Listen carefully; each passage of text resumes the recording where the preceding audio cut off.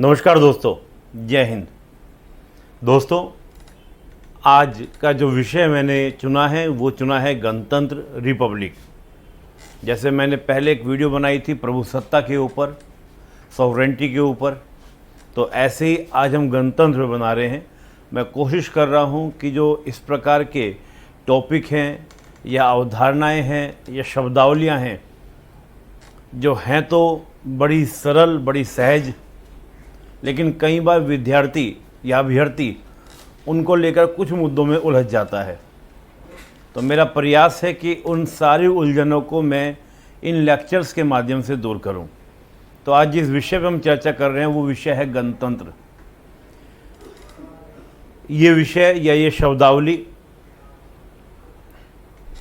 सामान्य अध्ययन के लिए तो उपयोगी है ही, समझने के लिए, राजनीति विज्ञान, लोक प्रशासन और भी वैकल्पिक विषयों के लिए भी उपयोगी है। न केवल यूपीएससी, स्टेट पीएससी, बल्कि अदर एग्ज़ाम, चाहे वो एसएससी का एग्ज़ाम हो, बैंकिंग का एग्ज़ाम हो, या फिर हम बात करें नेट, जीआरएफ, सब की बात करें, वहाँ भी ये शब्दावलियाँ आपके लिए उपयोगी होंगी। आपको उनकी जानकारी होनी चाहिए। मैं ये भी नहीं कहूँगा कि केवल एक अभ्यर्थी विद्यार्थी के लिए ही ये शब्दावली उपयोगी है या जानना ज़रूरी है। मैं तो ये भी कहूँगा कि एज ए सिटीज़न हमें पता होना चाहिए कि गणतंत्र क्या है। हमारा जो भारतीय गणतंत्र यानी इंडियन जो रिपब्लिक है, ये कितना आज स्थापित है। क्या जिस आदर्श की हम बात करें, एक आइडियल के रूप में हम गणतंत्र को लें, तो क्या हम गणतंत्र के सभी उद्देश्य को या पूर्ण रूप से स्थापित कर पाए हैं, ये जानकारी होनी चाहिए। दूसरा, हमने राजतंत्र के बाद हम देखें जो आज़ादी हमें मिली ब्रिटिश से, तो उस समय क्या था, राजतंत्र था। और उस समय अगर हम बात करें तो करीब 560 रियासतें उसमें हुआ करती थी। उन रियासतों को यानी कि वहाँ पर राजतंत्र हुआ करता था। तो हमारे संविधान निर्माताओं ने राजतंत्र को क्यों नहीं चुना, जबकि हम राजतंत्र से ही आज़ाद हुए थे और हमारे यहाँ पर रियासतें भी क्या थे, राजतंत्र थी। और उससे पूर्व भी हम बात करें तो मोस्टली, कुछ हम एक्सेप्शनल छोड़ दें, बुद्ध काल जो आप देखें वहाँ पर आपको गणतंत्र देखने को मिलते हैं। या हम देखते हैं जब चंद्रगुप्त मौर्य या सिकंदर जब आक्रमण किया था, तब हमको कुछ गणतंत्र देखने को मिलते हैं। जिसमें हम महाजनपद की बात करें, जो 16 महाजनपद उस समय हुआ करते थे, उन सब में एक तरह से गणतांत्रिक व्यवस्था थी। हालांकि वो जो गणतांत्रिक व्यवस्था उस समय थी और आज के जो गणतांत्रिक व्यवस्था है, अंतर है, लेकिन फिर भी राजतंत्र की अपेक्षा गणतंत्र की व्यवस्था उस समय देखने को मिली। तो बात यह कि संविधान निर्माताओं ने राजतंत्र को क्यों नहीं चुना, गणतंत्र को क्यों नहीं चुना, यह भी एक बड़ा प्रश्न है। गणतंत्र, एक आदर्श गणतंत्र, एक अच्छे गणतंत्र की विशेषताएं क्या हैं, लक्षण क्या हैं, क्या उन लक्षणों पर हम खरे उतरते हैं? सैद्धांतिक और व्यवहारिक स्तर पर क्या अंतर है कि ठीक है, हम लोग बात करें कि फॉर्मली अगर हम बात करें, औपचारिक रूप से हम बात करें, तो हमने गणतंत्र को स्वीकार कर लिया, लेकिन क्या धरातल पे हम गणतंत्र हैं? क्या भारतीय समाज गणतांत्रिक व्यवस्था को अपनाया है? क्या आज भी राजतंत्र हमको देखने को मिलता है, हाँ या ना? तो इन विषयों पर हम चर्चा करेंगे। फिर एक विषय ये भी चर्चा हम लोग करेंगे कि राजतंत्र से हम गणतंत्र पे आए तो एक लंबी प्रक्रिया थी, एक लंबा प्रोसीजर था। रोमन एम्पायर की हम बात करें, रोमन साम्राज्य की बात करें, तो रोम के अंदर गणतंत्र आपको देखने को मिला। यूरोप के अंदर मैं बात कर रहा हूं, तो उससे हम आज वर्तमान तक आए हैं। तो क्या वो गणतंत्र व्यवस्था उस समय जो थी और आज जो थी, अंतर तो था, लेकिन एक बड़ी लंबी प्रक्रिया, उसको हम जानेंगे। और ये भी जानेंगे कि आज राजतंत्र और गणतंत्र किन किन देशों में है, क्या व्यवस्थाएं हैं। कुछ जगह शुद्ध रूप से आपको दिखाई देगा गणतंत्र, कुछ जगह आपको शुद्ध रूप से दिखाई देगा राजतंत्र, और कुछ जगह दोनों का मिक्सचर भी दिखाई देगा। इन सब बातों को आज हम इस लेक्चर में जानने का प्रयास करेंगे। तो दोस्तों, पहले तो जानते हैं गणतंत्र यानी कि जो हमारा रिपब्लिक है, रिपब्लिक का अर्थ क्या है, पहले हम उसको जानने का प्रयास करते हैं। रिपब्लिक जो शब्द है दोस्तों, ये लैटिन भाषा के रेस पब्लिका से बना है। हालांकि इससे पहले, लैटिन भाषा से पहले भी बात करें तो लैटिन भाषा के पहले से भी एक शब्द रिपब्लिक के लिए क्या था, प्रचलित था, पब्लिका।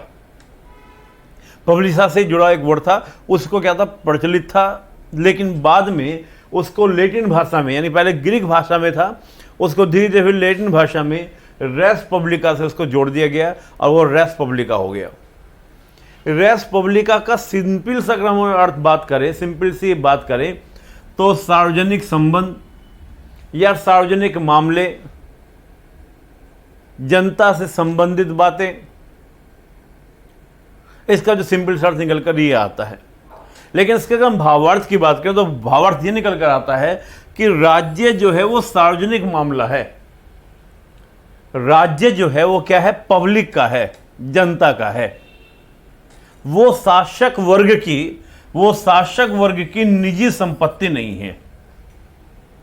यानी कि अगर कोई समझे कि राज्य जो है वो हमारी संपत्ति है, हमारी बपौती है, ये देश मेरा है, केवल मेरा है, राजा ये सोचे, शासक ये सोचे, तो गणतंत्र इसका विरोध करता है।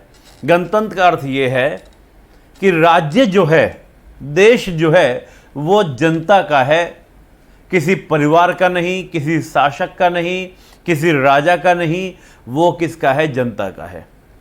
That is the mean of the Republic, यानी कि आपका गणतंत्र का अर्थ ये निकल कर आता है। अगर आज हम वर्तमान में बात करें, प्रेजेंट में बात करें, तो लगभग 200 देशों में लगभग अब दुनिया में अगर हम बात करें तो लगभग 200 देश हैं। उन 200 देशों में से लगभग 156 देश इस शब्द का इस्तेमाल करते हैं, गणतंत्र। लेकिन वैसा गणतंत्र नहीं जिस प्रकार का गणतंत्र हमारे यहां पर है। हर देश ने अपनी परिस्थिति, अपने मूल्य, अपने अनुसार गणतंत्र शब्द को प्रयोग किया है। इस पर भी हम चर्चा करेंगे। कहीं जगह हमको पूर्ण रूप से रिपब्लिक दिखाई देगा, कहीं जगह हमको सेमी रिपब्लिक दिखाई देगा। इस प्रकार की चीज़ हमको देखने को मिलेगी, अब हम चर्चा करेंगे आगे।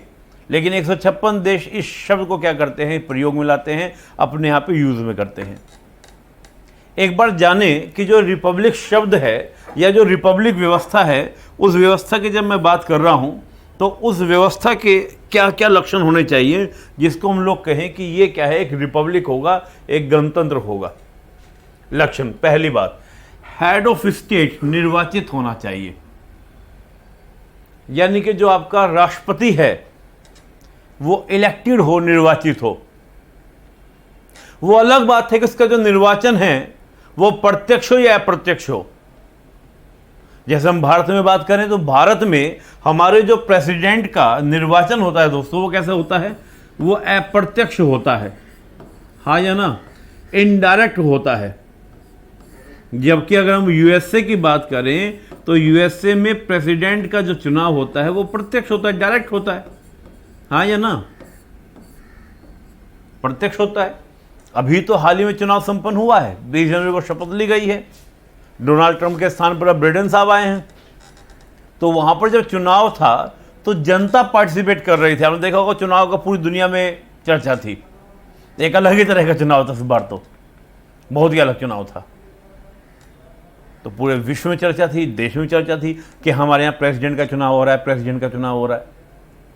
लेकिन हमारे यहाँ जब प्रेसिडेंट का चुनाव होता है तो जनता को, आमतौर से आप देखेंगे तो जनता को पता ही नहीं चलता कि राष्ट्रपति का चुनाव कब हो गया।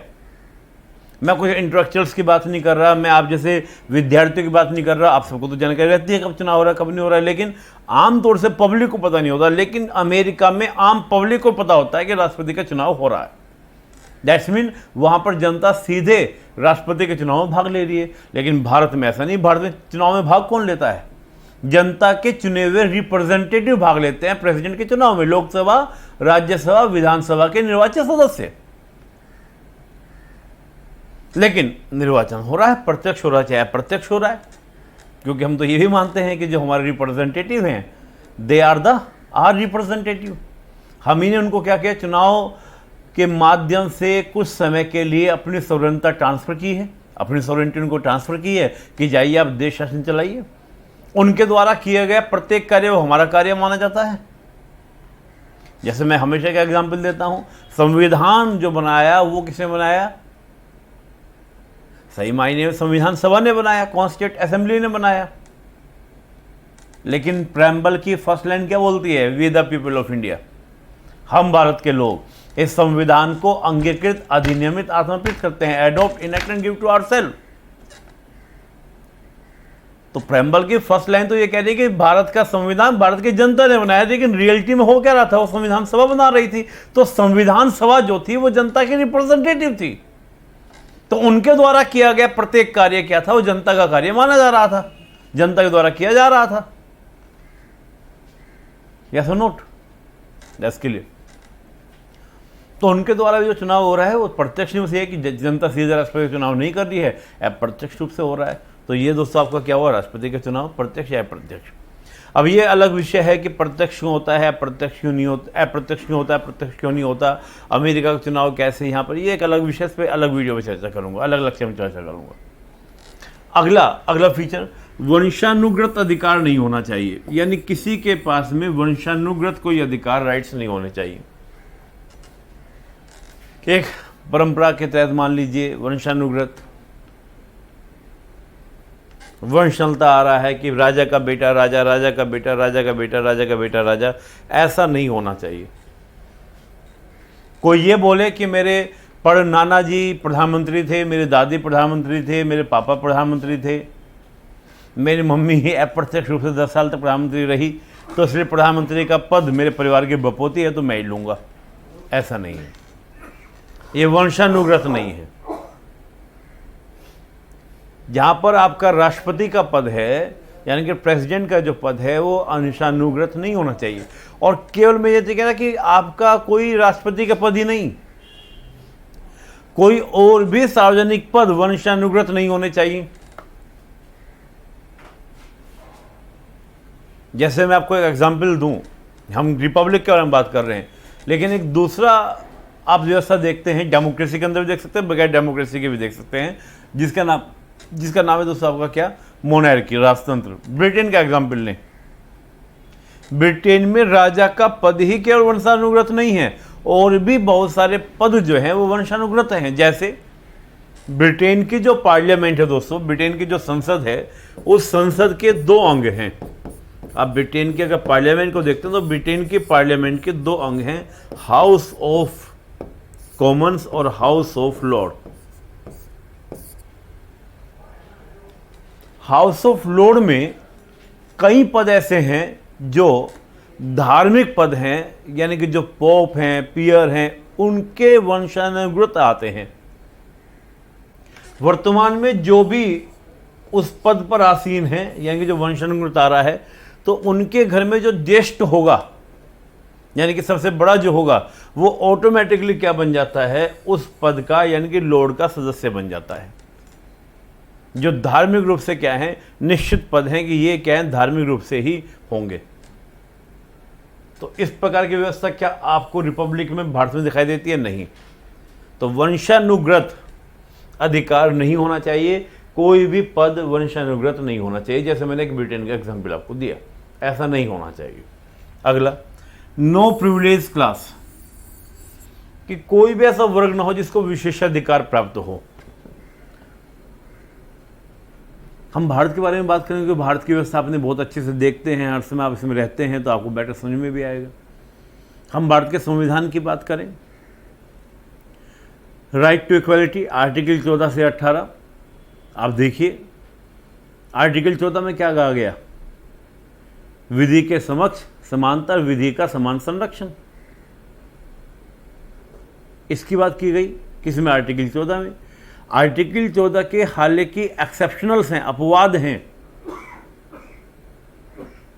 जैसे आर्टिकल 105 सांसद के संदर्भ में, आर्टिकल 194 आपका किसका? विधायक के संदर्भ में, आर्टिकल 361 राष्ट्रपति राज्यपाल के संदर्भ में।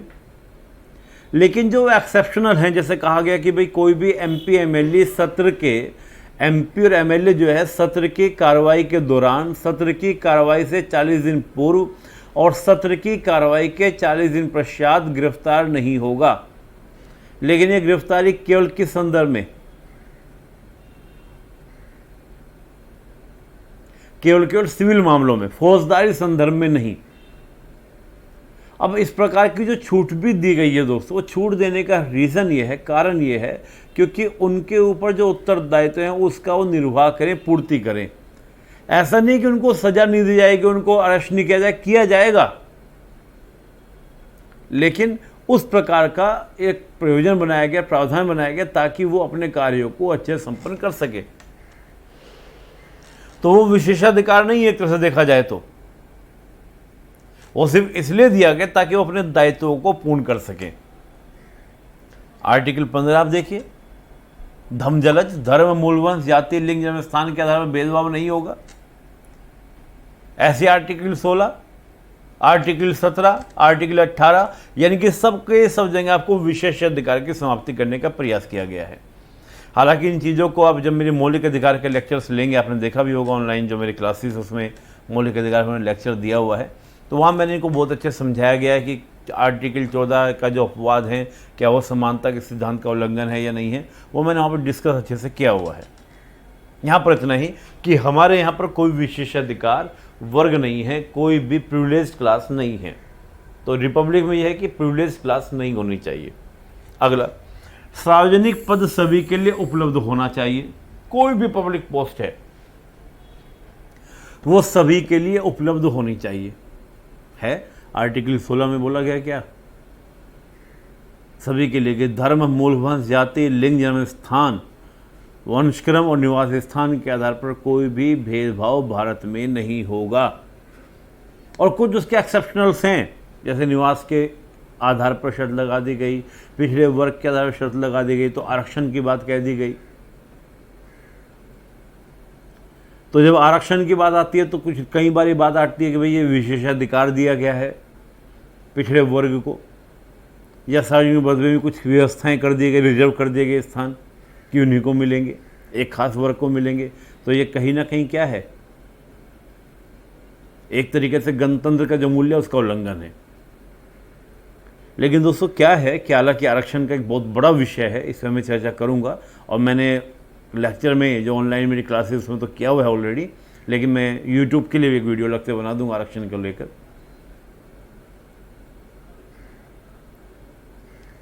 आरक्षण को मैं सिंपल इतना कहूंगा कि जो सदियों से स्थापित विषमताएं थी, उन विषमताओं को दूर करने के लिए जो वर्तमान में दिख रही विषमताएं हैं, उनका उद्देश्य है समानता स्थापित करना। कि जो वर्ग समाज की आम धारा में पिछड़े रह गए, तो उनको समाज की आम धारा में जोड़ने के लिए कुछ विशेष सुविधाएं दे दी गई, उसको आरक्षण का नाम दे दिया गया। अब क्या है क्या नहीं है आरक्षण की बात मैं भी नहीं करूंगा, लेकिन मैं इतना जरूर कहूंगा कि हमारे यहाँ पर कोई भी सार्वजनिक पद सभी के लिए उपलब्ध है। मैं एक बात करता हूं, जस्ट एग्जाम्पल, प्रधानमंत्री का पद। एक रिक्शा वाले को भी प्रधानमंत्री बनने का उतना ही हक है जितना एक परिवार के व्यक्ति को।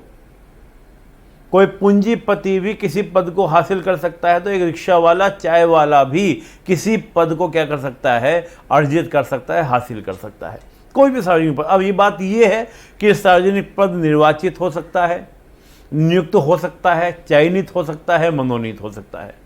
मनोनीत, अब जो मनोनीत है उस मनोनीत को लेकर भी बोलते हैं कि वो आपका क्या है कि गणतांत्रिक व्यवस्था का क्या उल्लंघन है, गणतांत्रिक व्यवस्था के मूल्यों के अगेंस्ट है। लेकिन दोस्तों जो वो आप राज्यसभा में 12 लोगों का मनोनयन देखते हैं, विधान परिषदों में 1/6 सदस्यों का मनोनयन देखते हैं, वो मनोनयन किसी वंश परंपरा के आधार पर नहीं है। ये उन व्यक्तियों का जिन्होंने समाज में अपना योगदान दिया है, कला, साहित्य, समाज सेवा और विज्ञान। फिर राज्य में तो सहकारिता आंदोलन और जुड़ जाता है।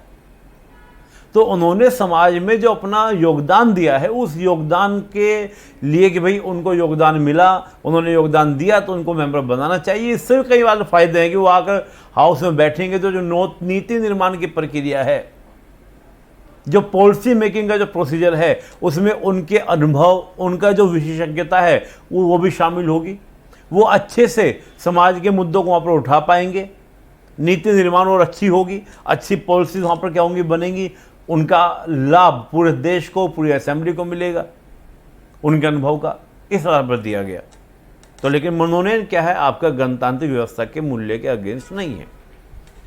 आगे हम बात करें, कोई भी कार्य जन्म से तय नहीं होना चाहिए। कोई भी कार्य ऐसा नहीं चाहिए जन्म से तय हो। ये थोड़ा सा समाज के संदर्भ में भी हो जाता है और राज्य के संदर्भ में। जैसे मैंने कहा, जन्म से तय हो गया कि राजा का बेटा ही राजा बनेगा।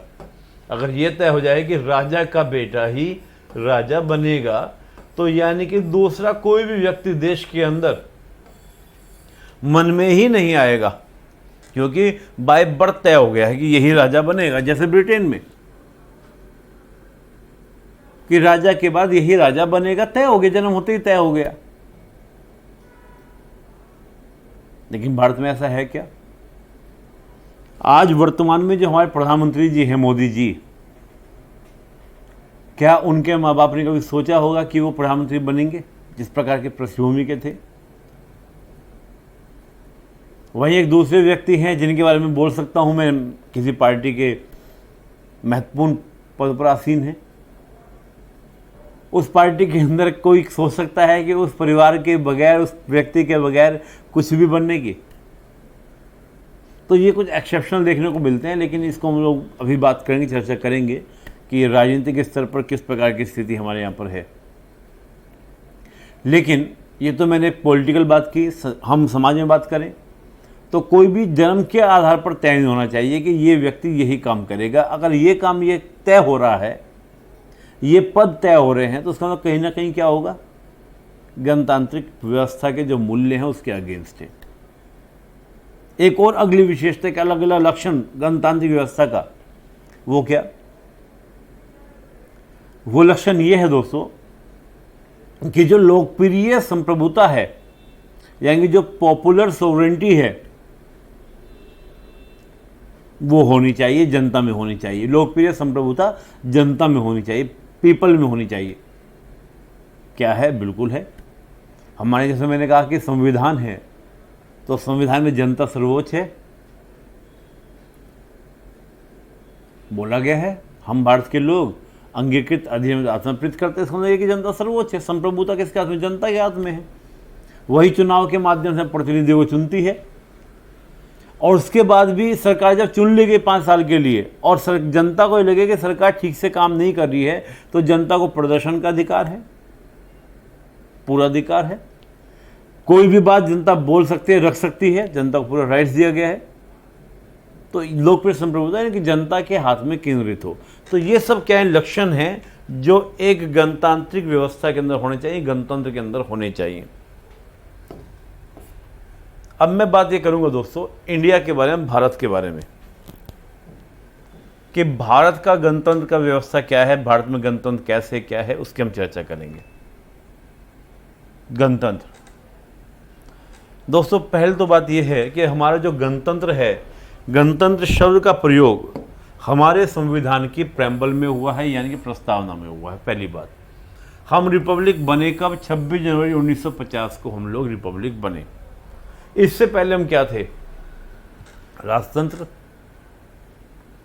इससे पहले हम राजतंत्र थे, क्योंकि ब्रिटेन का हमारे यहाँ पर क्या था? कंट्रोल था। तो हम उपनिवेश थे, और उपनिवेश किसके द्वारा शासित हो रहा था? एक राजनीतिक व्यवस्था के द्वारा शासित हो रहा था। ब्रिटेन की जो महारानी थी वो भारत की महारानी थी, वही भारत की व्यवस्था को देख रही थी। क्लियर? तो हम लोग क्या थे? उससे पहले राजतंत्र थे, लेकिन 26 जनवरी 1950 को हम लोग क्या बने हैं? गणतंत्र बने हैं।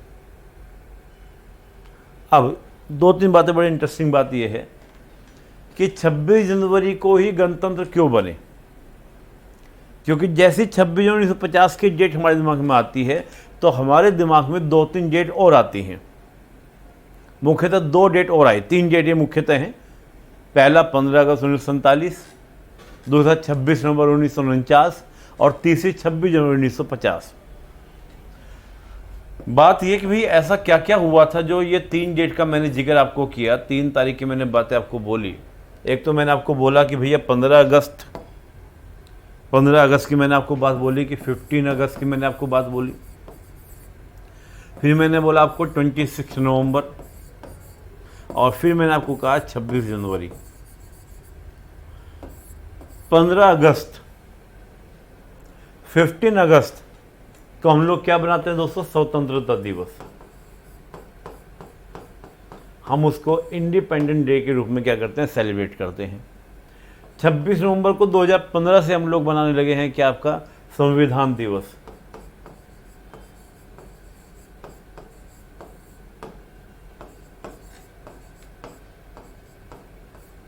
और 26 को हम लोग क्या बनाते हैं? गणतंत्र दिवस। गणतंत्र दिवस। एक तो प्रश्न ये भी बनता है कि 26 जनवरी 1950 को हमने गणतंत्र दिवस क्यों बनाया और आज हम गणतंत्र दिवस क्यों बनाते हैं, ये भी हम चर्चा करेंगे। तो 15 अगस्त 1947 को दोस्तों हमको मिली थी आज़ादी। आज़ादी किससे? ब्रिटिश से हमको क्या मिली दोस्तों? आज़ादी मिली, हमको फ्रीडम मिली।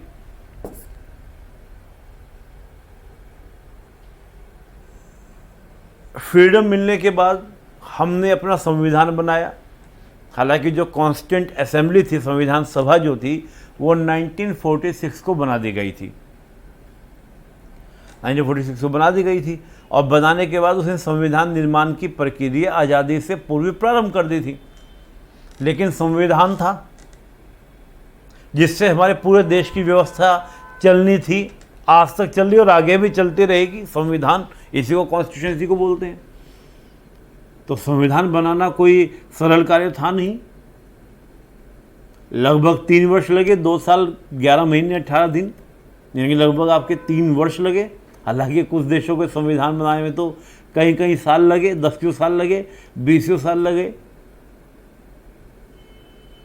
कुछ देश तो आज तक बना नहीं पा रहे हैं।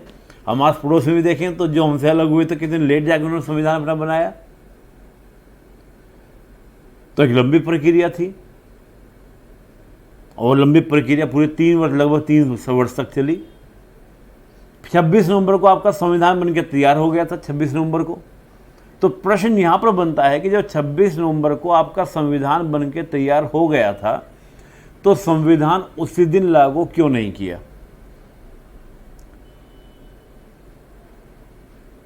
हमारे संविधान में इस बात को लिखा हुआ है कि 26 नवंबर 1949 को जिस दिन संविधान बनकर तैयार हो गया था उस पर साइन हो गए थे और उसी के आर्टिकल 394 में लिख दिया गया कि कुछ प्रावधान तो उसी दिन लागू हो जाएंगे। दोस्तों, कुछ प्रावधान तो उसी दिन लागू हो जाएंगे। कौन कौन से प्रावधान? आर्टिकल 5 है, 6 है, 7, 8, 9, 60, 324, 366, 367, 379, 380, 388, 391, 392, 393 तत्काल लागू हो जाएंगे। लेकिन जो पूरा संविधान है, वो पूरा संविधान जो लागू होगा कब? 26 जनवरी 1950 को। ये कहाँ लिखा गया? हमारे संविधान के अनुच्छेद 394 में लिखा गया। बेसिकली 26 जनवरी 1949 को जो प्रावधान लागू हुए थे वो लागू क्या हुए? नागरिकता संबंधी प्रावधान है, जैसे आपके निर्वाचन संबंधी प्रावधान है, संक्रमणकालीन प्रावधान है। संक्रमणकाल यानी कि जो 2-3 महीने का टाइम ही रहना था, नवंबर से लेके 26 जनवरी तक का, इस संक्रमण काल में जो प्रावधान लागू होने थे। नागरिकता का प्रश्न तो उस समय बहुत बड़ा प्रश्न था क्योंकि काफ़ी लाखों करोड़ों की तादाद में लोग अदला बदली हो रही थी, मारकाट मची हुई थी। नागरिकता, निर्वाचन की बातें थी, इलेक्शंस की बातें थी। तो उन प्रावधानों को हाथों लागू कर दिया। बाकी पूरे संविधान को 26 जनवरी 1950 को लागू हुआ। 26 जनवरी ही क्यों? इस डेट की ऐसी क्या महत्ता थी? 26 नवंबर को क्यों नहीं हुआ, 26 जनवरी को क्यों हुआ? इसका रीजन ये था दोस्तों, आप जानते हैं कि कांग्रेस का अब भी, भाई देखें तो पॉलिटिकल पार्टी में सबसे पुरानी पॉलिटिकल पार्टी भारतीय यही है। 1885 में स्थापना हुई थी। एवरी ईयर आज भी इसका अधिवेशन होता है, सेशन होता है। और काफ़ी सारी स्पीच इसकी आप देखते होंगे, एवरी ईयर जब सम्मेलन होता है, मीटिंग होती है, तो आपके राहुल गांधी जी उसमें स्पीच दिए हैं, बहुत लोगों की स्पीच और काफ़ी चर्चित स्पीच भी हैं।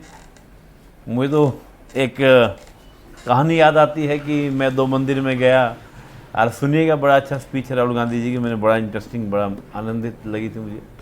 अधिवेशन था, तो ऐसे ही 1929 में लाहौर अधिवेशन में नेहरू जी ने भाषण दिया था। भाषण देने के बाद वहाँ पर अपना जो हमारा नेशनल फ्लैग था वो फहराया गया, और फहराने के बाद उस भाषण में नेहरू जी ने घोषणा की कि हम 26 जनवरी 1930 को अपना इंडिपेंडेंट डे सेलिब्रेट करेंगे और हम अपने आप को आज़ाद घोषित करेंगे उस दिन से। यानी कि उन्होंने कहा कि 26 1930 से हम अपने आप को आज़ाद मानेंगे, इंडिपेंडेंट मानेंगे, स्वतंत्र मानेंगे। तो 26 जनवरी 1930 को हमने इंडिपेंडेंट अपने आप को घोषित कर दिया कि हम इंडिपेंडेंट होंगे, स्वतंत्र होंगे। हालांकि जो 1930 की बात थी वो जाके 17 साल बाद 15 अगस्त 1947 को हमको आज़ादी मिली, लेकिन हम उतने साल तक यानी कि 1930 से लेके 1947 तक अपना जो इंडिपेंडेंट डे बनाते रहे, स्वतंत्रता दिवस जो बनाते रहे, वो हम लोग बनाते रहे। किसको? 26 जनवरी को हम अपना स्वतंत्रता दिवस बनाते रहे। हालांकि स्वतंत्रता 15 अगस्त को मिली, लेकिन हम उस दिन तक अपनी डेट को सेलिब्रेट करते रहे। तो इस डेट की इम्पोर्टेंस को समझते हुए, महत्ता को समझते हुए, कि हाँ भाई डेट का एक इम्पोर्टेंस है, लोगों के इमोशंस जुड़े हुए हैं, तो हमने कहा भाई आज़ादी तो मिल नहीं पाई, क्योंकि आज़ादी तो ब्रिटिश के अकॉर्डिंग मिली थी 15 अगस्त को, लेकिन अब हमें अपना संविधान लागू करना है, खुद का संविधान लागू करना है, क्योंकि हमारी संविधान सभा को पूरी अथॉरिटी दे दी गई थी, लागू करना है। तो हम क्या करेंगे, 26 जनवरी 1950 को लागू कर देंगे, ताकि जो इतने वर्षों के संघर्ष करे हुए लोग थे उनकी भावनाओं को हम क्या करें, सम्मान करें। तो 26 जनवरी 1950 को हमारा संविधान लागू हुआ। क्लियर दोस्तों? अब एक अगला प्रश्न यहाँ पर यह है कि इसको हमने रिपब्लिक डे ही क्यों कहा, कि हमने इस तारीख को स्वतंत्रता दिवस ही क्यों कहा, गणतंत्र दिवस ही क्यों कहा, और कोई दिवस क्यों नहीं कहा। देखिए दोस्तों, क्या था कि जब हमारा संविधान लागू हुआ तो संविधान में गणतांत्रिक व्यवस्था को रखा गया था। गणतांत्रिक व्यवस्था को लेकर चलने की बात की, गणतंत्र को लेकर चलेंगे। तो एक हम गणतांत्रिक व्यवस्था से क्या हुआ, संचालित हुए। लोकतंत्र तो था ही ब्रिटेन के अंदर। ब्रिटेन में क्या है, राजतंत्र प्लस लोकतंत्र। हमारे यहाँ पर गणतंत्र प्लस लोकतंत्र। 1950 26 जनवरी 1950 यानी कि संविधान लागू होने से पूर्व हम जो शासित हो रहे थे, वो शासित हो रहे थे 1935 के अधिनियम से। और जो ये भारत शासन अधिनियम 1935 था, ये राजतंत्र के द्वारा बनाया गया था, यानी कि ब्रिटिश के द्वारा बनाया गया था। व्यवस्था हमारे यहाँ की, लेकिन बन कहाँ से रहा है, ब्रिटेन से रहा है। ब्रिटेन की पार्लियामेंट हमारे लिए कानून पारित कर रही है। और 1950 से पहले जो हमारे पे व्यवस्था चल रही थी, वो 1935 के अधिनियम से दोस्तों चल रही थी, यानी कि 1935 के एक्ट से हमारे यहाँ पर पूरी व्यवस्था दोस्तों चल रही थी। क्लियर? और ये भी था कि 1935 के अधिनियम से जो चल रही थी, इसको भी हम देखें। और दूसरा, हमको जो आज़ादी मिली 1947 में, जो हमको आज़ादी मिली, इसके लिए भी एक एक्ट पारित किया गया था, एक अधिनियम पारित किया गया था। और वो अधिनियम भी किसने पारित किया था दोस्तों? वो अधिनियम भी पारित किया था किसके द्वारा? ब्रिटिश के द्वारा, एक राजतंत्र के द्वारा। तभी तो लिखा गया आर्टिकल 395 के द्वारा। आर्टिकल 395 में क्या लिखा गया कि जैसे ही आपका संविधान क्या होगा, लागू होगा, लागू होते ही 1947 और 1935 का जो एक्ट है, ये ऑटोमेटिकली क्या हो जाएगा, समाप्त हो जाएगा। हमको जो आज़ादी मिली, वो आज़ादी जो मिली किससे मिली हमको? 1947 के एक्ट से दोस्तों मिली। 1947 का एक्ट एक बार जान लेते हैं, क्योंकि जानना जरूरी है। इसमें बहुत सी बातें ऐसी हैं जो आपको जानने को मिलेगी। जैसे एक बात कही गई, क्या इसमें बोला गया कि ब्रिटिश शासन क्या होगा, समाप्त होगा। कब? 15 अगस्त 1947 से। कि जैसे ही अधिनियम 15 अगस्त 1947 लागू हुआ, लागू होते ही कहा गया कि ब्रिटिश शासन समाप्त हो जाएगा 15 अगस्त को। पहली बात, संविधान निर्माण तक भारत शासन अधिनियम 1935 से व्यवस्था चलेगी कि जब तक संविधान बनकर तैयार नहीं होगा, लागू नहीं होगा, तब तक जो सारी व्यवस्था है वो 1935 के अधिनियम से चलेगी, 1935 के एक्ट से चलेगी। क्लियर। नेक्स्ट, वायसराय पद इसके अकॉर्डिंग क्या था, तो उसको समाप्त कर दिया गया था। और जो ट्रांजैक्शन फेस है उस तक, यानी जो संक्रमण काल है, जब तक संविधान लागू नहीं हो रहा है तब तक गवर्नर जनरल का पद रहेगा। यानी कि वायसराय, आप जानते भी होंगे कि एक ही व्यक्ति में दो पद हुआ करते थे, वायसराय और दूसरा गवर्नर जनरल। गवर्नर जनरल जब वो भारत की पूरी व्यवस्था को देखता तो गवर्नर जनरल होता था, और जब वो ब्रिटिश का प्रतिनिधि होता तो वायसराय होता था। जैसे आज हम बोल सकते हैं कलेक्टर और डीएम, जब वो रेवेन्यू कलेक्ट करता है तो कलेक्टर हो जाता है, जब वो पूरी कानून व्यवस्था को देखता है तो मजिस्ट्रेट हो जाता है, डिस्ट्रिक्ट मजिस्ट्रेट। उसी तरह से तो प्रतिनिधि तो रहा नहीं, आज़ादी मिल गई, तो यहाँ पर गवर्नर जनरल का पद रहा, वो भी ट्रांजेक्शन फेज के लिए। दो डोमिनियन होंगे, इंडिया और पाक। इसके अंदर कहा गया था कि एक इंडिया होगा और एक पाकिस्तान होगा। ये डोमिनियन क्या होता है इसको मैं बता ही चुका हूँ। आपने अगर मेरी सॉवरेंटी वाली वीडियो देखी होगी, प्रभुसत्ता वाली, तो वहाँ मैंने बहुत अच्छा समझाया है कि डोमेन क्या होते हैं, किसको डोमेन कहा जाता है। संविधान सभा को ये अथॉरिटी दी गई थी, ये अधिकार दिया गया था कि वे इस पूरे एक्ट को, कौन से एक्ट को, 1947 के एक्ट को चाहे तो समाप्त कर दे और चाहे रख ले। यानी कि संविधान सभा को एक तरीके से पूर्ण संप्रभुता दे दी गई थी, इस पर संप्रभुता थी। आप चाहे तो 47 को रखें चाहे ना रखें। गवर्नर जनरल का जो पद था ये कौन तय कर रहा था, भारत की कैबिनेट तय करी थी कौन होगा कौन नहीं होगा। ये आपको देखने, जैसे आपने देखा भी कि आप देखेंगे तो गवर्नर जनरल सबसे पहले आपके माउंटबेटन बने, जो 15 अगस्त 1947 से 21 जून 1948 तक रहे, ये आपके भारत के गवर्नर जनरल रहे। लेकिन इनके बाद चक्रवर्ती राजगोपालाचारी 21 जून 1948 से लेके 25 जनवरी 1950 तक रहे आपके कौन, चक्रवर्ती राजगोपालाचारी। उसके बाद जो आपके अंतरिम प्रेसिडेंट रहे, इंतरिम प्रेसिडेंट रहे, वो राजेंद्र प्रसाद रहे 26 जनवरी 1950 से लेकर 1952 तक। फिर 1952 में चुनाव हुए, उसके बाद फिर राजेंद्र प्रसाद ही दोबारा कैबिनेट प्रेसिडेंट बने, डॉक्टर राजेंद्र प्रसाद ही। तो ये 1947 का दोस्तों आपने एक्ट देखा। तो मैं ये कह सकता हूँ क्योंकि 1935 से पूर्व क्या था, 1950 से पूर्व हम लोग एक राजतंत्रिक व्यवस्था से शासित हो रहे थे, और राजतंत्र शासित होने के बाद जैसे ही 26 1950 को संविधान लागू हुआ तो हमें गणतंत्र बने थे, तो इसलिए उसको गणतंत्र दिवस बोल दिया गया, उसको रिपब्लिक डे बोल दिया गया। अब एक महत्वपूर्ण प्रश्न आपके सामने दोस्तों, क्या भारत एक आइडियल रिपब्लिक बन पाया? क्या भारत एक आइडियल रिपब्लिक है? इस बात पे हम चर्चा करें। अब इसका चर्चा का सिंपल सा आधार क्या है, हम उन्हीं कसौटियों पर देखते हैं जिन कसौटियों को मैंने लक्षण हमने चर्चा करी है, हमने जाना कि लक्षण क्या है रिपब्लिक के। उन्हीं लक्षण को देख के हम लोग तय करते हैं कि भारत क्या एक आइडियल गणतंत्र हुआ। आइए देखें जाने। पहली बात कि head of state should be elected, यानी कि जो हेड ऑफ स्टेट है, यानी कि जो सर्वोच्च पद है, राष्ट्रपति या राजा का जो पद है, वो क्या होना चाहिए, निर्वाचित। क्या हमारे यहाँ पे वो निर्वाचित है, इलेक्टेड है? यानी कि जो हेड ऑफ स्टेट है वो क्या इलेक्टेड है, निर्वाचित है? बिल्कुल निर्वाचित है। भले ही क्या है आपका जो प्रेसिडेंट है वो हमारे यहाँ पर क्या है, अप्रत्यक्ष है, प्रत्यक्ष है दोस्तों बताइए? अप्रत्यक्ष है। तो यानी कि हमारे यहाँ पर ये वाला जो मापदंड है ये पूरा होता है, कसौटी पूरी है। दूसरा, कोई भी किसी तरह का वंशानुगत अधिकार नहीं है। कोई है ऐसा वंशानुगत अधिकार कि भाई जो पहले परिवार को मिलता आ रहा था उसको बेटे को, उसके परिवार के अगले जनरेशन को मिलता आ रहा है? कोई पब्लिक पोस्ट ऐसी हो, कुछ भी ऐसा कहीं दिखता है? नहीं।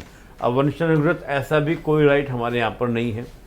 कोई प्रिविलेज क्लास, हालांकि कई बार बोल जाता है भाई जो आर्टिकल 105 है, आर्टिकल 194 है, आर्टिकल 361 है, वो एक तरह से प्रिविलेज ही तो है। लेकिन दोस्तों क्या है कि वो प्रिविलेज क्लास नहीं कहा जाएगा। कल को आप भी अधिकारी बनेंगे, एसपी बनेंगे, डिप्टी एसपी बनेंगे, डीएम बनेंगे, एसडीएम बनेंगे और अधिकारी बनेंगे, तो आपको भी तो कुछ मिलते हैं, बहुत सारे अधिकार मिलते हैं, राइट्स मिलते हैं, ताकि आप व्यवस्था को मैनेज कर सकें, व्यवस्था को अच्छे से चला सकें। भाई एसपी की गाड़ी चलेगी तो रास्ते में जो जाम होगा वो खुलवाया जाएगा ना, डीएम की गाड़ी चलेगी रास्ते का जाम खुलवाया जाएगा, ट्रैफिक को रुकवाया जाएगा। अब कल को हम लोग बोल रहे हैं जैसे अभी सुरक्षा का मापदंड क्या, कुछ भी अभी जैसे कल आपने सुना ही होगा जो यूपी के, मैं नाम भूल गया, पंजाब से उनको यूपी लेकर गए हैं, तो ये सब क्या था, इतना पूरी सुरक्षा की पूरी व्यवस्थाएं लेके चली गई उनके लिए, पूरा चल रहे हैं, काफिला चल रहा है, तो देखा जाए तो रास्ते में जाम रुकवा दिया गया। तो कोई विशेष अधिकार थोड़ी, सुरक्षा के दृष्टिकोण से कि किसी तरह की कोई बात ना हो जाए, उनके गुर्गे, उनके जो गैंग के लोग हैं उनको छुड़ा के न ले जाएं, बहुत सारी बातें होती हैं, कहीं रास्ते में कोई दिक्कत ना हो जाए, इशू ना हो जाए, सुरक्षा दी गई। तो ऐसी इस प्रकार की सुरक्षा व्यवस्था दी गई। तो मैं यही कहूँगा कि भाई इस प्रकार का कोई प्रिविलेज, विशेष अधिकार आपको यहाँ देखने को नहीं मिलता है। Public post should be available to all, ऐसा है? हाँ बिल्कुल है, क्योंकि जैसे मैंने कहा आर्टिकल 15 है, आर्टिकल 16 है, तो पब्लिक पोस्ट की बात तो आर्टिकल 16 में है, अनुच्छेद 16 में। वहाँ क्या बोला गया कि धर्म,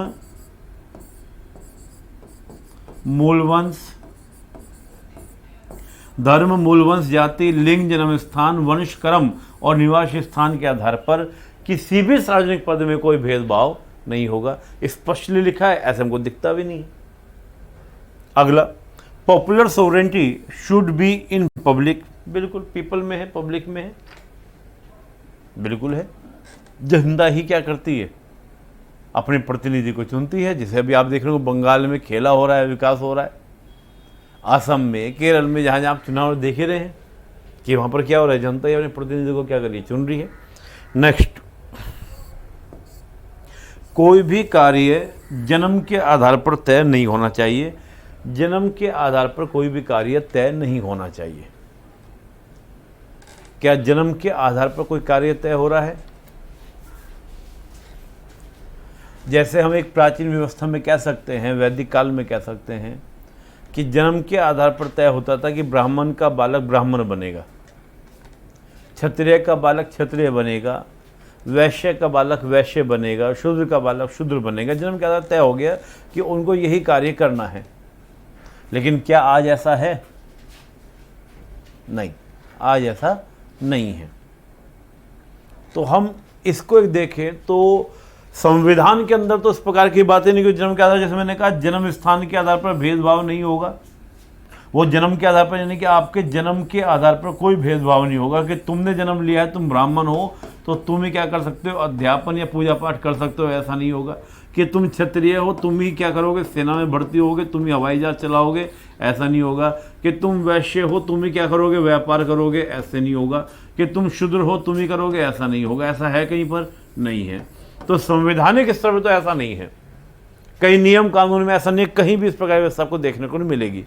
लेकिन जब मैं बात करूं क्या व्यवहार में ऐसा है, सब्सटेंसिव अगर मैं बात करूं कि भैया क्या तात्विक स्तर पर, व्यवहारिक स्तर पर ऐसा है, तो हम कुछ चीजें देख लेते हैं।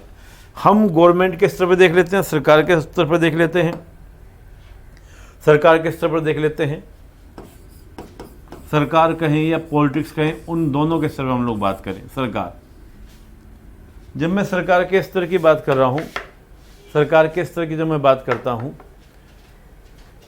तो विधायिका,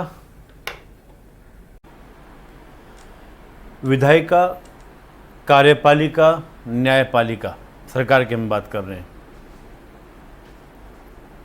तो विधायिका और कार्यपालिका के मेंबर तो मैं ये कह सकता हूँ कि भाई सेम ही होते हैं। जो विधायिका का मेंबर है वही आपका कार्यपालिका का मेंबर बनता है, कोई अलग अंतर तो है नहीं। अब विधायिका की जब मैं बात करता हूँ तो विधायिका में आपको बहुत सारे सांसद, और बात करें राज्य स्तर पर भी तो बहुत सारे आपको क्या विधायक आपको परिवार से जुड़े दिखते हैं, परिवार से ही आते हैं। और ख़ास तौर से मैं अगर बात करूँ मुख्यमंत्रियों की, मंत्रियों की, तो एक परिवार की सीरीज आपको दिखाई देती है। इवन प्रधानमंत्री का पद भी जब नेहरू जी के बाद इंदिरा गांधी जी प्रधानमंत्री बनी तो तब ये बात आई थी कि जो एक पुराना राजतंत्र था वो समाप्त हुआ और एक नए तरह का राजतंत्र क्या हुआ भारत में शुरू हुआ है। और फिर जब इंदिरा जी के बाद राजीव गांधी जी प्रधानमंत्री बने तो ये बात और ज़्यादा प्रमाणित हो गई कि राजतंत्र प्रारंभ हो गया। उसके बाद फिर आप देखें तो जब मनमोहन जी की सरकार बनी तो एक आपकी काउंसिल बनाई गई थी अलग से, उस काउंसिल की अध्यक्ष सोनिया गांधी जी बनी। एक सलाहकार काउंसिल जो थी, एडवाइजरी काउंसिल जो थी, सोनिया गांधी जी बनी। तब क्या दिखाई दिया कि एक परिवार की बपौती हो गया है प्रधानमंत्री का पद, कि हम नहीं बनेंगे तो हम लोग उसको कंट्रोल करेंगे।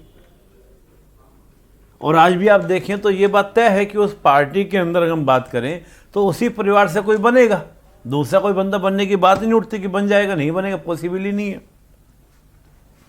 तो हम राजनीतिक स्तर पर, विधायिका के स्तर पर, कार्यपालिका के स्तर, खासतौर में कह सकता हूं राजनीतिक स्तर पर हम बात करें तो जो ये परिवारवाद चल रहा है ये भी कहीं ना कहीं एक गणतांत्रिक व्यवस्था के विरुद्ध है, गणतंत्र के विरुद्ध दिखाई देता है।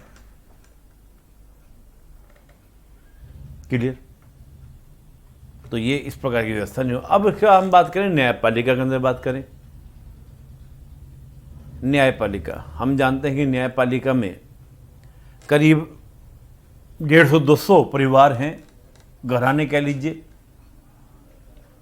जिनसे आपके जज, सुप्रीम कोर्ट और हाई कोर्ट के जज उन्हीं से आ रहे हैं।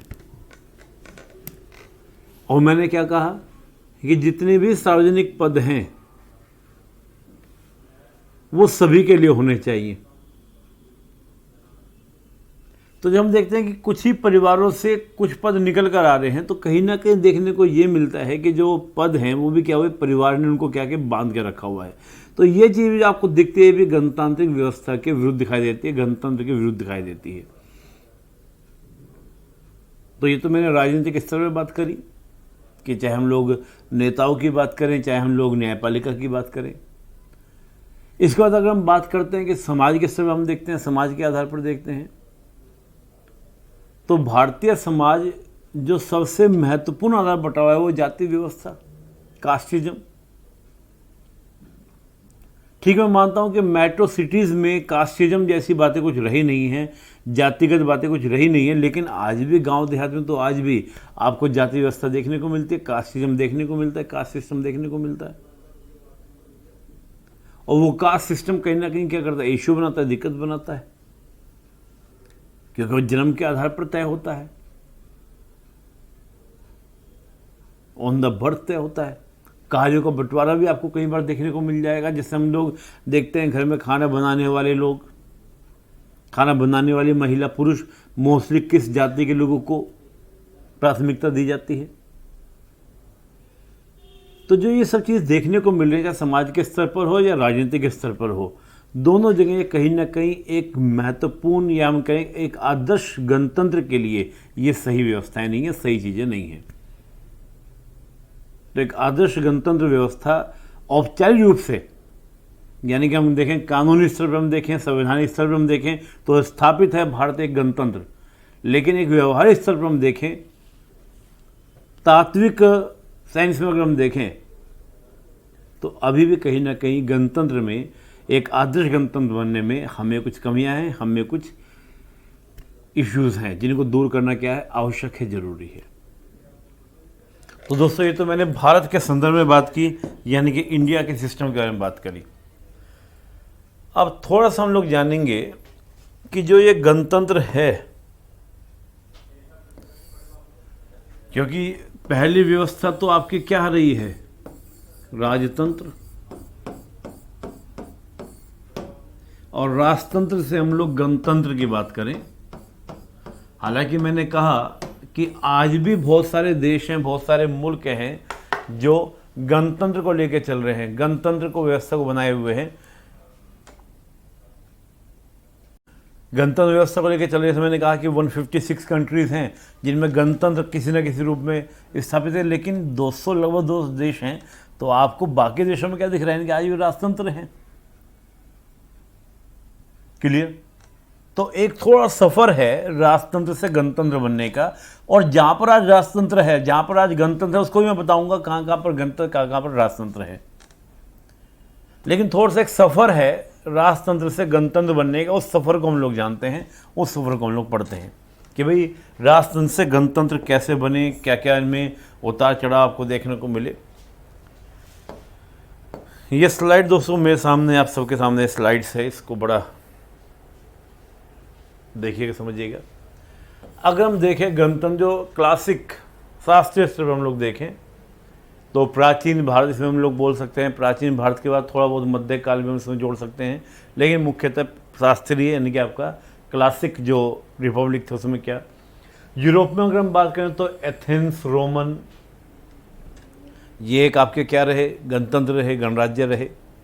भारत में अगर बात करें तो भारत में अगर हम देखें तो बौद्ध के समय बात करें, बौद्ध के समय से पहले की बात करें, चंद्रगुप्त मौर्य के समय की बात करें, तो उस समय एक शब्द प्रचलित था गण संघ। गणराज्य नहीं बल्कि गण संघ। गण का मतलब होता था ट्राइब्स, और संघ का मतलब यानी कि असेंबली, ट्राइब्स की असेंबली।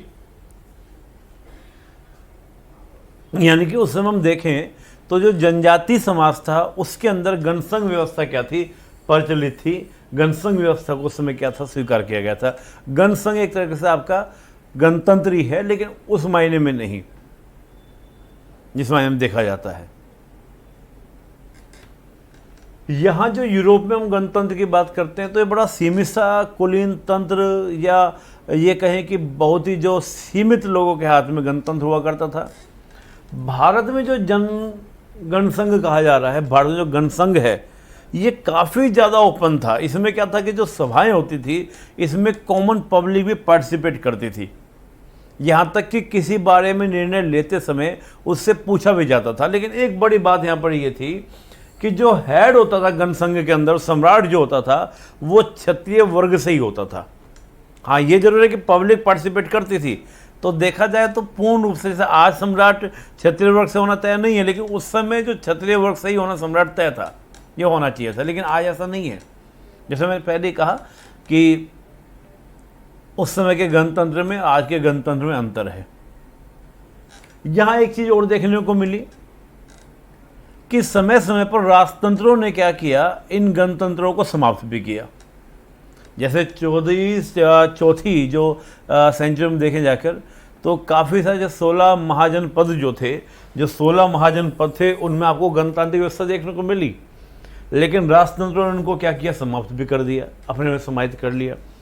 ऐसा भी हुआ कि जो गणतंत्र थे यूरोप के अंदर, जो गणतंत्र थे वो क्या बन गए, आपके साम्राज्य बन गए, एम्पायर बन गए। जैसे आपका रोमन एम्पायर बन गया बाद में जाकर, तो उस समय का दौर आपको देखने को मिला। लेकिन कुल मिला के देखें तो उस समय भी गणतांत्रिक व्यवस्था थी, बहुत ही ओपन व्यवस्था थी। जैसे एक लिच्छवी, शाक्य, मल, ये तो बहुत ही अच्छे गणतंत्र उसमें प्रचलित थे। आम जनता इनमें बैठती थी, बातें करती थी, अपने विचारों को रखती थी। कोई निर्णय लिया जाता था तो पूछा जाता था जनता से, जनता सहमति देती थी, असहमति देती थी।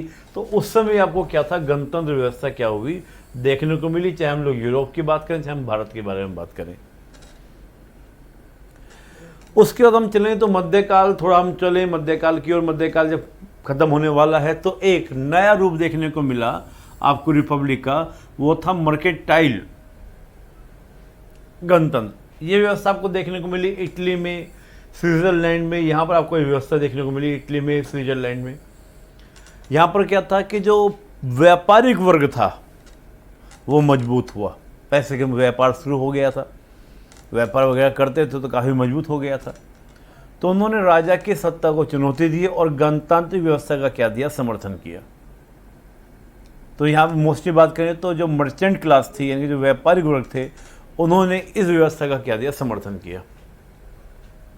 फिर 16वीं 17वीं शताब्दी की हम बात करें तो कैल्विनिस्ट एक रिपब्लिक सिस्टम आया, जो केविनवादी जो थे। यानी कि इस समय हम देखें तो आपका उदारवाद की प्रारंभ की हम बात करें तो उदारवाद का प्रारंभ, या मैं कहूँ औद्योगिक क्रांति हो चुकी थी।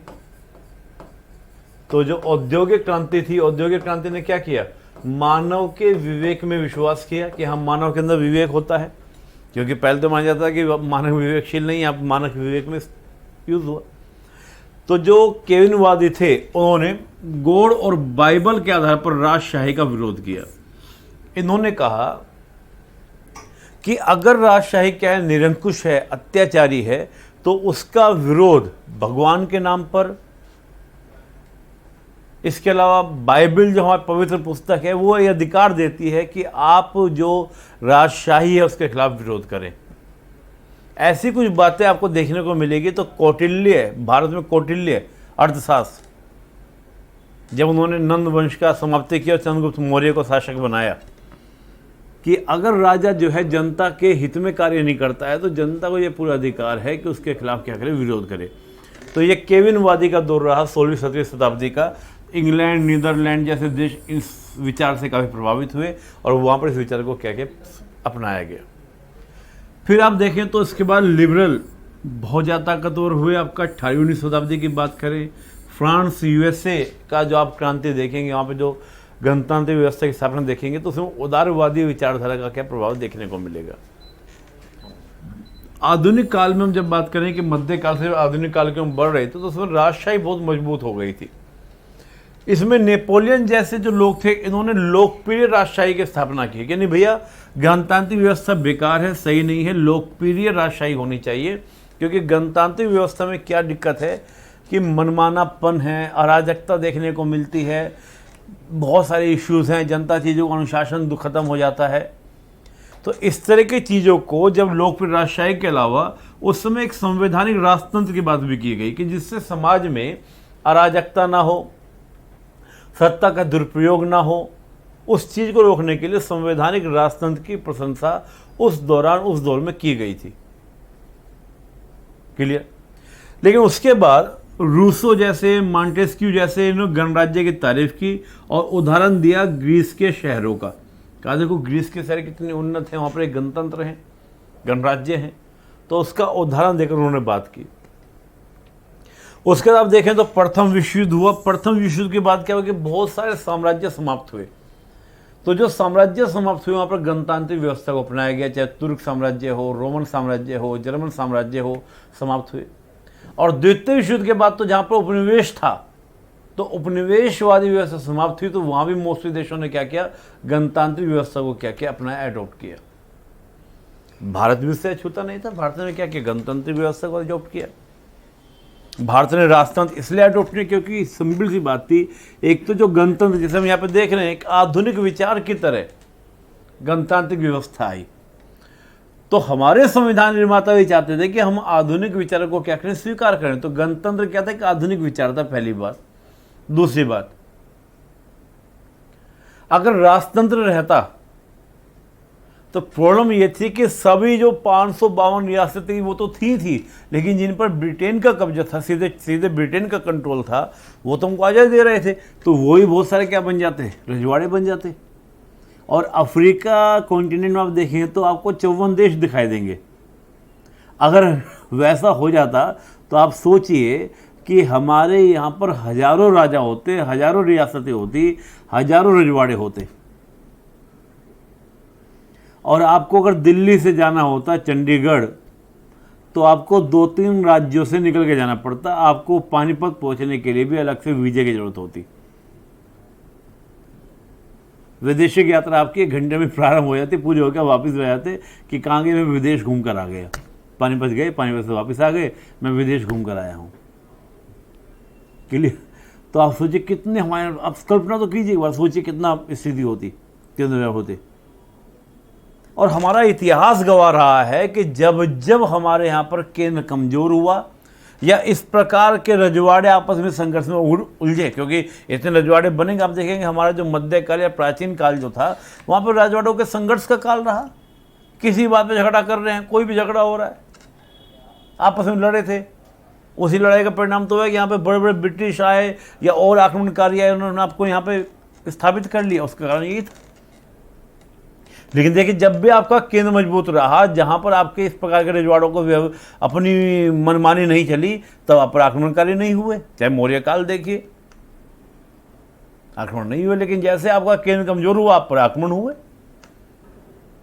तो एक तो दो बातें मुझे लगती हैं कि एक तो मजबूत राष्ट्र के लिए, एकता अखंडता के लिए गणतंत्र आवश्यक था, इसलिए स्वीकार किया गया। दूसरी बात, क्योंकि हिस्टोरिकल मैं ज़्यादा नहीं जानता ना, मैं ज़्यादा जाता हूँ उसके अंदर, मैं अपने एक सामान्य विवेक की बात कर रहा हूँ। तो एक तो राष्ट्रीय एकता अखंडता के लिए, और दूसरी बात ये, फिर राजा बनाते तो किसको बनाते? बहादुर शाह जफर तो पहली मामला सभी का ब्रिटिश के द्वारा ही समाप्त हो चुका था। अब ब्रिटिश जा चुके थे, अब राजा नेहरू जी को बनाते, या पटेल जी को, या गांधी जी को, या इसके अलावा किसी और राजा को, क्या उसको सब सहमति मिल पाती? और आप बात करें एक लोकतंत्र की बात, तो लोकतंत्र के साथ फिर आपका गणतंत्र ज़्यादा सुटेबल था, क्योंकि आधुनिक विचार था। या फिर एक संवैधानिक राजतंत्र होता, लेकिन संवैधानिक राजतंत्र तो तब होता ना जब कोई पहले से राजतंत्र चलता आता इस प्रकार का। या तो फिर हम क्या कर लेते अपने आप को, जैसे कनाडा आज तक भी लेके चल रहा है, क्या डोमिनियन स्टेटस लेके चल रहा है कि हम तो डोमिनियन स्टेटस रहेंगे। तो आज भी कनाडा की जो महाराना है, राजा है, रानी है, वो ब्रिटेन वाला कहलाते हैं। वो हमें स्वीकार नहीं था कि हम दूसरे के राजा को, रानी को अपन राजा रानी क्यों कहें। तो इन कारणों से हमने गणतंत्र व्यवस्था को क्या किया, एडॉप्ट किया। फिर दोस्तों उदारवाद के साथ एक समाजवादी व्यवस्था, रूसी क्रांति के बाद, रूस में जब क्रांति हुई समाजवादी व्यवस्था आई। तो समाजवादी व्यवस्था के बाद तो फिर बहुत सारे देशों ने आपका क्या किया, गणतंत्र को स्वीकार किया, गणतंत्र को गणतंत्र स्वीकार किया। हालांकि ये गणतांत्रिक व्यवस्था कुछ अलग है, डिफरेंट है, लेकिन फिर भी गणतंत्र को दिखाया, गणतंत्र को स्वीकार किया। जैसे चाइना भी गणतंत्र बोलता है, लेकिन रियलिटी में क्या गणतंत्र आप भी जानते हैं। फिर एक इस्लामिक रिपब्लिक का कॉन्सेप्ट आया, इस्लामिक रिपब्लिक। ये भी पश्चिम से ही प्रभावित था, चाहे इराक की बात करें, ईरान की बात करें, इंडोनेशिया, अजरबैजान, ये तो अपने आप को सेकुलर भी बोलते हैं, सेकुलर भी हैं, लेकिन है मुस्लिम मेजोरिटी वाले देश। तो ये आपके रिपब्लिक, आपको इतनी सारी रिपब्लिक आपको देखने को मिले, एक विकास क्रम आपने देखने को मिला। आप इसमें थोड़ा सा एक पिक्चर आप देखिए, ये एक मैप है यूरोप का, पिक्चर आपकी यूरोप की है। आप देखेंगे इसके अंदर कि 1815 में हम देखें तो 1815 में जो रेड कलर है, ये क्या थी दोस्तों, मोनार्की थी। 1815 में रेड कलर आपको जो दिख रहा है, ये सब पूरा आपका मोनार्की, ये केवल आपका एक छोटा सा रिपब्लिक दिख रहा है। 1914 में जाए तो रिपब्लिक बढ़ने लगे, धीरे धीरे रिपब्लिक देश बढ़ने लगे। मोनार्की अभी भी चल रही है 1914, यानी कि फर्स्ट वर्ल्ड वॉर के समय हम बात कर रहे हैं। फर्स्ट वर्ल्ड वॉर के बाद आप देख रहे हैं तो आपकी रिपब्लिक की संख्या ज़्यादा बढ़ी, मोनार्की धीरे धीरे क्या हो गए, आपके कम हुई। जो मैंने कहा प्रथम विश्व युद्ध के बाद साम्राज्य खत्म हुई तो आपकी रिपब्लिक बने। सेकेंड वर्ल्ड वॉर के बाद देखें तो वो ज़्यादा देखे, रिपब्लिक आपके खूब ज़्यादा हो गए, मोनार्की आपके कुछ ही देशों में सीमित हो गई। और हम प्रेजेंट 2015 की बात करें तो रिपब्लिक ज़्यादा है, आज भी कुछ देश जो हैं वो आपके मोनार्की लेके चल रहे हैं। आइए देखें कौन कौन से देशों में आज व्यवस्था है, उसकी थोड़ा सा एक झलक देखें दोस्तों। ये आपके सामने एक पिक्चर है, तस्वीर है पूरे विश्व की, जो ये दिखा रही है कि किन किन देशों में क्या क्या व्यवस्था है, क्या क्या देखने को मिलेगी।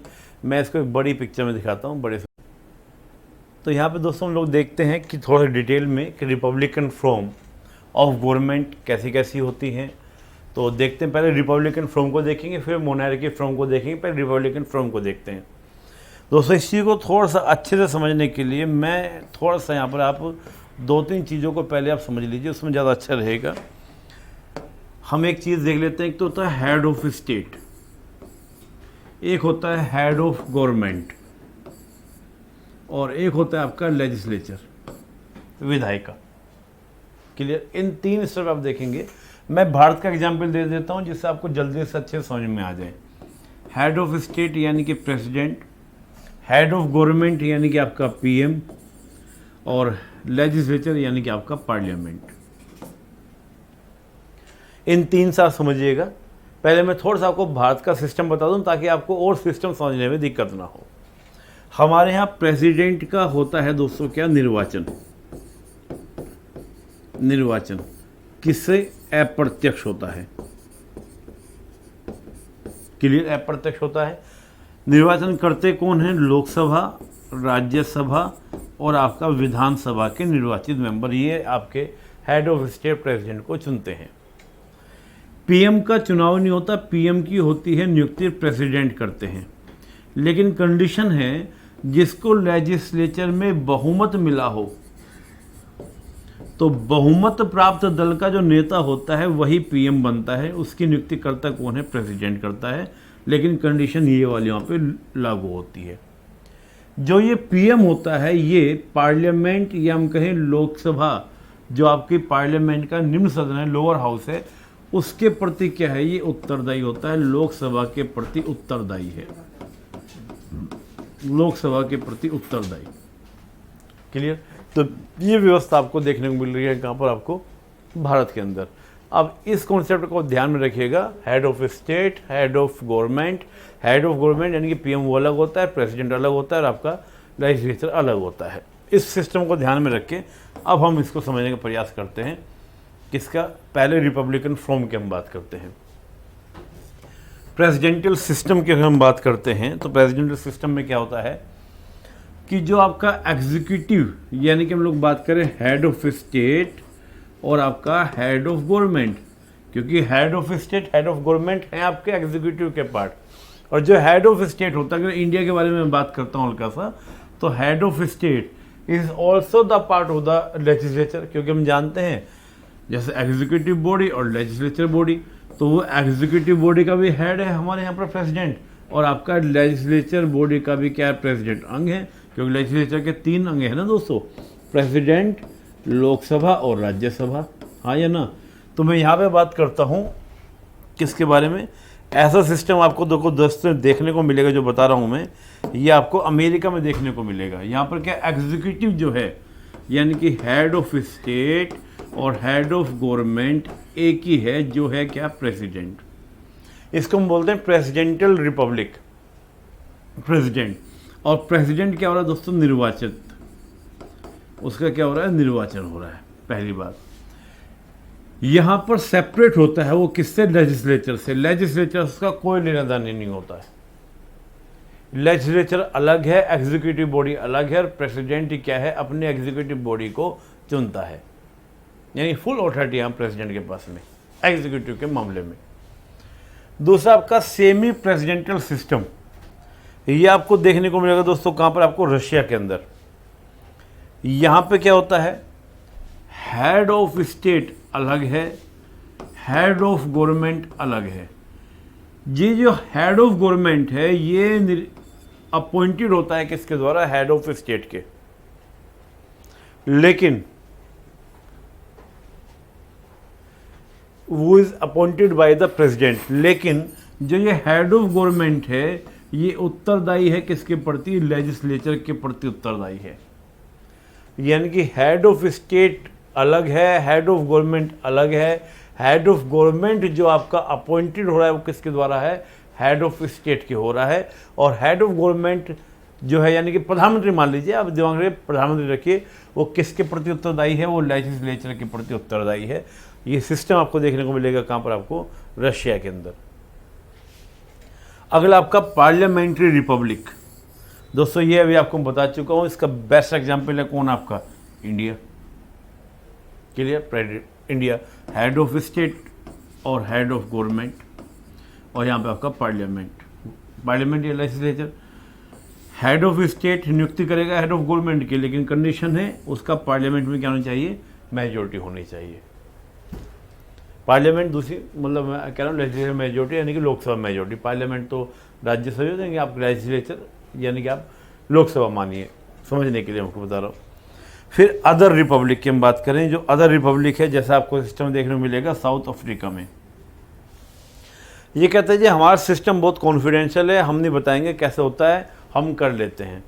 हमारा जो हेड ऑफ स्टेट है या हेड ऑफ गवर्नमेंट है वो अपॉइंटेड भी हो सकता है, लेजिस्लेचर तय करती है, अपॉइंटेड होगा, इलेक्टेड होगा, कैसे होगा ये हम खुद तय करेंगे।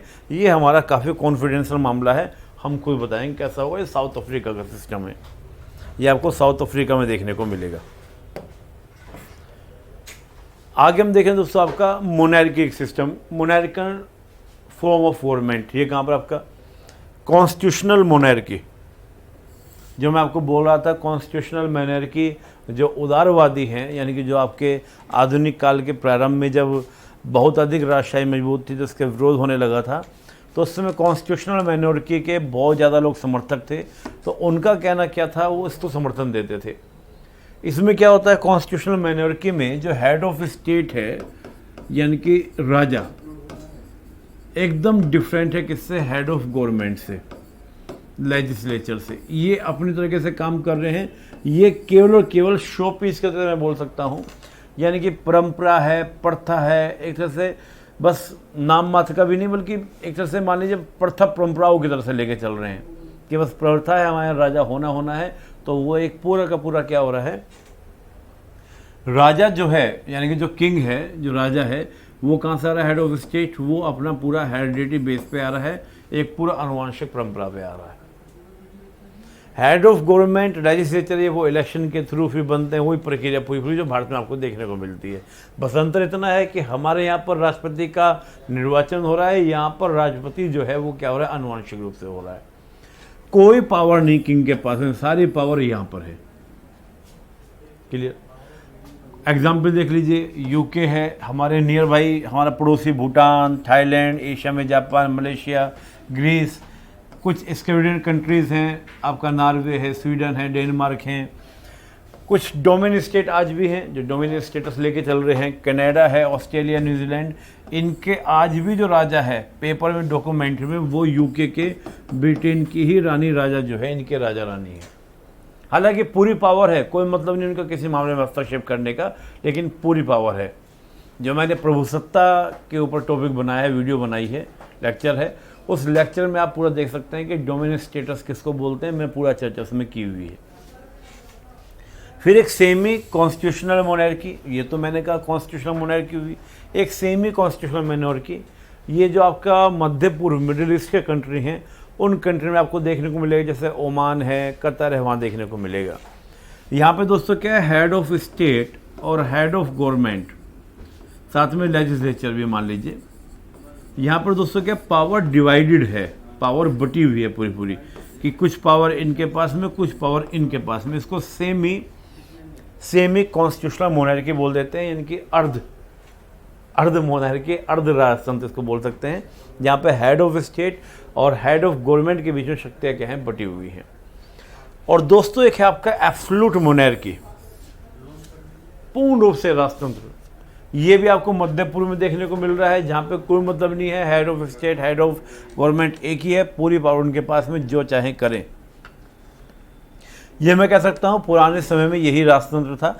तो मध्य पूर्व के जैसे आपका सऊदी है, यूएई, वहाँ पे आपको देखने को मिलेगा। राजा जो बोल देता था, वही जो सिस्टम पहले चलता था, वही सिस्टम आज भी। मुझे एक माइंड में समझने के लिए एक मूवी याद आ रही है, बाहुबली, जो उसमें शिवगामी थी, राजमाता शिवगामी, महिष्मती साम्राज्य की जो सर्वे सर्वा थी, तो बोलती थी ना, मेरा वचन ही शासन है। अब जो राजमाता ने कह दिया वही फाइनल है, किसी को घोषित कर दे, राजा बल्लाल देव होंगे या आपका महेंद्र बाहुबली होंगे। यह है आपका महेंद्र बाहुबली। तो वही वाला सिस्टम आपको मोनार्की में, एब्सोल्यूट मोनार्की में देखने को मिलता है। यहाँ पर मैं एक चर्चा और करूँ कि भारत को गणतंत्र क्यों बनाया गया। जब 1947 में आज़ाद हुए, संविधान लागू हुआ, तो भारत को गणतंत्र क्यों बनाया गया, राजतंत्र क्यों नहीं बनाया गया। उसके हम 2-3 कारण दोस्तों देख सकते हैं। एक तो कारण ये कि जिस समय हम बात करें तो रियासतें कितनी थी, 552 रियासतें, उससे ज़्यादा थी, कुछ पाकिस्तान में जाके मिल गई थी, करीब 570 रियासतें। 570 रियासतें यानी कि 570 राजा, जो ब्रिटिश के भारत के अलावा, यानी कि ब्रिटिश का जहाँ पे कब्जा था पूरा, उसके अलावा 570 रियासतें थी। और अगर ब्रिटिश छोड़ देते, फिर वहाँ पे राजा बनते, तो हजारों की तादाद में हमारे यहाँ पर राजा होते। एक कल्पना आप कीजिए, अगर ऐसी व्यवस्था होती तो जैसा आज अफ्रीका में देखते हैं, अफ्रीका कॉन्टिनेंट के अंदर 54 देश हैं केवल, भारत में क्या होता, हजारों की संख्या में होते। आपको अगर दिल्ली से चलकर मेरे ही गांव तक आना होता तो आपको क्या होता, कई सारे देशों, 100 किलोमीटर दूर मेरा जहाँ का मैं हूँ, आने के लिए आपको कई सारे देशों की सीमाओं को लांघना पड़ता। कि आप पहले सोनीपत को लांघ के आ रहे हैं, फिर आप पानीपत को लांघ के आ रहे हैं, फिर आप मेरे पास पहुँच रहे हैं, मेरे गाँव पहुँच रहे हैं। तो कई देशों की सीमाओं को आप क्या करते, पार करके जाते। आपको पासपोर्ट लेना पड़ता, वीज़ा लेना पड़ता, तमाम तरह के इश्यूज आपके साथ में होते। ये कहीं ना कहीं हमारी एकता अखंडता के लिए भी होता है, क्योंकि हमने देखा कि जब ये रजवाड़े थे इस प्रकार से आपस में लड़ते रहते, तो इसी लड़ाई का लाभ हमेशा आक्रमणकारियों ने उठाया। तो राष्ट्र जो दिक्कत थी, यानी कि जो हम लोग बात करें राष्ट्रीय चेतना के राष्ट्र बनाने की, वो बन ही ना पाता, और फिर दोबारा से भविष्य में हम लोग क्या होते, गुलाम हो जाते। तो राष्ट्र की एकता अखंडता सुरक्षा के लिए जरूरी था कि इस प्रकार की व्यवस्था को अपनाना, एक मजबूत सिस्टम को, मजबूत शासन को अपनाना। अब मजबूत सिस्टम कैसे बने? अब राजतंत्र में क्या था कि राजतंत्र बनाते तो ये कैसे करते कि इसको हम राजा बना दे, कि जिसको हम राजा बनाते क्या सभी राजा उसको अपना राजा मान लेते? कि पहला तो कोई राजा चलता आ नहीं रहा है, बहादुर शाह जफर लोग तो ये सब खत्म हो चुके थे, समाप्त कर दिए गए थे ब्रिटिश के द्वारा, ब्रिटिश जा चुका है, तो किसको हम राजा बनाते? तो वो राजा बन नहीं सकता था जिसको सब लोग स्वीकार कर लें, ऐसा पॉसिबल नहीं था। हम एक लोकतंत्र को स्वीकार कर रहे थे, तो लोकतंत्र में आधुनिक विचार गणतंत्र का था, ना कि राजतंत्र का था। तो कई कारणों से, एक तो हम लोग मान सकते हैं कि राष्ट्रीय एकता अखंडता सुरक्षा को बनाए रखने के लिए, दूसरा सर्वमान्य को राजा हो नहीं सकता था, तीसरा गणतंत्र क्या था, एक आधुनिक विचार था जो लोकतंत्र के साथ हमारे यहाँ पर ज़्यादा अच्छे से फिट होता, सेट होता था। तो इन कारणों से हम कह सकते हैं कि हमने क्या किया, गणतंत्र को क्या किया था, भारत ने स्वीकार किया था। इसका दोस्तों एक लास्ट और देख लीजिए, कुछ अदर फॉर्म भी हैं गवर्नमेंट के, जैसे मैं कहूँ कि वन पार्टी सिस्टम जो आपका चाइना के अंदर है, प्रिंसिपल रिपब्लिक है, सैद्धांतिक रूप से रिपब्लिक है, लेकिन आप जानते हैं कि जैसा वन पार्टी है, जैसा चाहे वो, कई बार तो संविधान बदल चुके हैं, कई बार अपने अकॉर्डिंग सिस्टम को बनाते रहते हैं। चाइना का सिस्टम क्या है, इसको मैं एक अलग लेक्चर में डिस्कस करूँगा, तो आपको बताऊँगा कि चाइना का सिस्टम कैसा है। दूसरा आपका, इसी के बाद हम देखें तो एक, जैसे मैंने तो चाइना की बात करी, फिर कुछ ऐसे भी हैं देश जहाँ पर पूरा सिस्टम ही क्या हो चुका है दोस्तों, समाप्त हो चुका है। जैसे अभी हम म्यांमार की बात करें, तख्ता प्लॉट हुआ है, तो पता ही नहीं वहाँ सिस्टम कैसा चलेगा कैसा नहीं चलेगा, आगे देखेंगे। फिर कुछ ऐसे सिस्टम हैं, ऐसे देश भी हैं जो किसी भी व्यवस्था में सेट ही नहीं होते हैं आज की तारीख में। जैसे हम लीबिया की बात करें, अफ्रीका के 2-4 देश ऐसी व्यवस्था के हैं जिनको हम देख सकते हैं वो किसी भी सिस्टम में क्या नहीं हो रहे हैं, एडोप्ट नहीं हो रहे हैं, सिस्टम सेट नहीं हो रहे हैं। दोस्तों एक मैप है जिसको आप ये देख लीजिए, मैंने यहाँ पे लिखा हुआ भी है। तो ये कलर डिटरमाइन कर रहे हैं कि कौन सिस्टम कहाँ पर है, कहाँ पर रिपब्लिक है, कहाँ पर मोनार्की है, कलर के अकॉर्डिंग यहाँ पर इसमें दिखाया हुआ है। ये आप जब वीडियो देखेंगे तो वीडियो के साथ ही मेरी वेबसाइट होगी, वेबसाइट में आप देखिएगा जाकर, तो ये पीपीटी आपको पूरी मिल जाएगी। आप इसको डाउनलोड भी कर सकते हैं, nipunindia.in पर आप इसको डाउनलोड कर सकते हैं।